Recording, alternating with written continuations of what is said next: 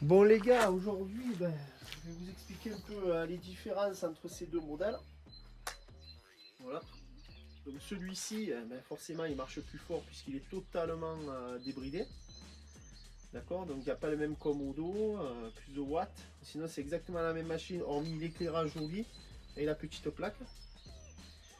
Ici vous avez le modèle homologué avec une petite plaque phare, moi j'aime beaucoup. Donc c'est plutôt sympa. Alors après sur les Suron, le seul problème c'est changer les plaquettes d'origine. Parce qu'ils mettent des plaquettes un peu dures et du coup franchement le frein c'est pas terrible. Mais franchement vous commandez des plaquettes sur AliExpress ou chez votre concessionnaire, vous mettez des plaquettes tendres.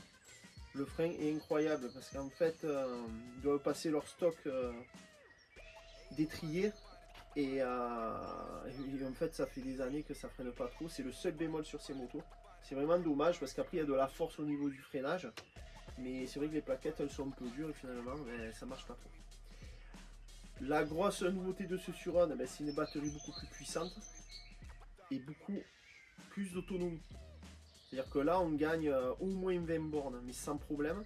Et c'est surtout au niveau de la puissance, le moteur il est joueur et incroyable. Ce qui m'a bluffé aussi, c'est le fait d'avoir ce nouveau pneu arrière, une jante en 18. Et je trouve ça très bien, parce qu'il y a un peu d'un enduro dessus qui était plutôt pas mal. Ça fait une belle moto, vous allez voir un petit peu après sur les photos. Et ça fait une moto vraiment avec un beau pneu arrière. Avant on était vraiment en 19. Et ça faisait vraiment un petit pneu, ça tapait beaucoup dans les impacts, il n'y avait pas de confort. Et franchement le look de la moto il était pas terrible. Là maintenant on a vraiment un beau look. Et avec vraiment du très bon grip. Ce que je regrette un peu, c'est qu'ils ont quand même continué à mettre des pneus en 19, mais avec c'est du 1 en largeur. Et moi je trouve que c'est pas bien, ils auraient dû mettre du 2. Donc c'est ce que je vais faire sur les Suron type enduro. On va essayer. Et puis sur la Rose, on va monter vraiment ce qu'il faut. Des beaux boudins style trial, mais qui rompent vraiment vite en spécial aussi. Vous verrez dans une prochaine vidéo. Voilà. Ou sinon, très belle machine avec un nouveau contrôleur. Et beaucoup plus précis dans les gaz, ça réagit bien. On a vraiment une évolution parfaite du Suron.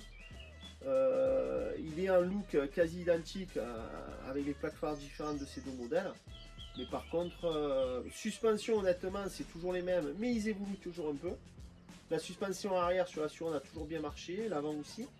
Mais globalement, ils arrivent à faire pour moi la plus belle moto dans cette catégorie. Avec des couleurs flashy.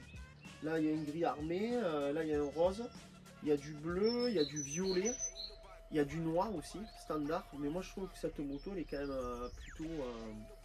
plutôt réussie. Et dans cette gamme là, c'est vraiment la moto que je préfère. Et c'est pour ça qu'elle est à l'école. Donc venez l'essayer entre poteaux. On va s'éclater. Attention, il y a la grande XR plus derrière qui surveille les petites. Vous allez voir qu'elles ne seront pas ridicules.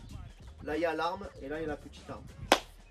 Ciao, tu fais très attention à toi, d'accord? Donc tu fais attention à la tête bébé, ok? Et SBB, ok? Bise, à plus. Merci et mets des pouces.